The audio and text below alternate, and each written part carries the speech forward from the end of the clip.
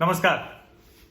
आप सभी लोगों को जो ये वीडियो देख रहे हैं, जो मेरे सामाजिक परिवार का हिस्सा हैं या जो अभी सब्सक्राइबर बनेंगे, अभी जो इस वीडियो को देखने के बाद वो मेरे सामाजिक परिवार का हिस्सा बन जाएंगे। एक खबर अभी आई और मुझे लगा कि इस खबर को आपसे साझा करना चाहिए, क्योंकि वैसे तो चारों तरफ इतनी निगेटिविटी है, इतना नकार है कि उसमें बड़ा मुश्किल है। आप सुबह से रात को जब सोने जाते हैं या सुबह जब उठते हैं तो पॉजिटिव एनर्जी, सकारात्मक ऊर्जा मिले, सार्थक ऊर्जा, वो बड़ा कठिन हो गया है। इसीलिए जब ऐसी कोई खबर दिखती है तो मुझे लगता है कि आपसे साझा जरूर करना चाहिए। ये खबर ये है कि रोजगार तो है लेकिन मजदूर नहीं। अब ये खबर आप सुन रहे हो तो आपको लग रहा हो कि ऐसा क्या हो गया, आपके मन में तुरंत ये आया होगा कि अच्छा ही है कि उनको मजदूर नहीं मिल रहे हैं। जिन कंपनियों ने, जिन राज्यों ने, जिन लोगों ने, जिन उद्योगों ने मजदूरों का ख्याल नहीं रखा। लेकिन यह मामला सीधे तौर पर वैसा नहीं है। दरअसल देश की जो बड़ी कंज्यूमर गुड्स कंपनियां हैं जो देश में उत्पादन कर रही हैं, उसमें HUL है, ITC है, नेस्ले है, पेप्सिको है, ऐसी पार्ले है, ऐसी जो भी कंज्यूमर गुड्स कंपनियां हैं, उनका उत्पादन कम हो रहा है। सप्लाई चेन उनकी, जो कहें कि जोड़ने की बात है, जिसको आज वित्त मंत्री निर्मला सीतारमण जो फूड प्रोसेसिंग के लिए और सबके लिए उन्होंने कहा, तो उनको अपनी सप्लाई चेन दुरुस्त रखने के लिए वो चाहिए कि सरकार उन्हें इजाजत दे दे कि वो अपनी क्षमता बढ़ा लें। उन्होंने जो प्रस्ताव भेजा है, जो उद्योग संगठन है भारतीय उद्योग परिसंघ CII, उसके जरिए इन्होंने खाद्य प्रसंस्करण मंत्रालय और जो एक लॉजिस्टिक और सप्लाई चेन पे जो एम्पावर्ड कमेटी है, उसको ये चिट्ठी लिखी है। उस चिट्ठी में कहा गया है कि ऑरेंज जोन जितनी भी हैं उसमें तो कम से कम 75% क्षमता के साथ उत्पादन करने की, फैक्ट्री चलाने की, काम करने की इजाजत दे दी जाए। ये उन्होंने कहा है, जो अपनी चिट्ठी भेजी है। और जो कंटेनमेंट जोन है उसको छोड़कर रेड जोन में भी 50 से 60% क्षमता के साथ उत्पादन करने दिया जाए।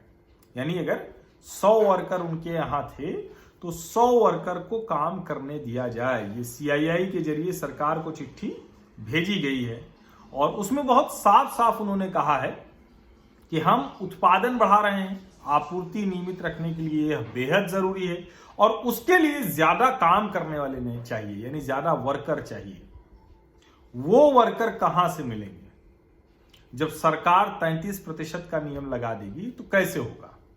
और देखिए, अब हम जिस तरफ जा रहे हैं, अगर ये भी है कि बहुत दिनों तक ये रहने वाला है, अगर ये है कि भाई सबके बाद हमें खोलना ही पड़ेगा, दुनिया खुल रही है, किसी के पास कोई रास्ता है नहीं इसका। वैक्सीन, टीका जब आएगा तब देखेंगे, लेकिन हमें एहतियात के साथ काम करना पड़ेगा।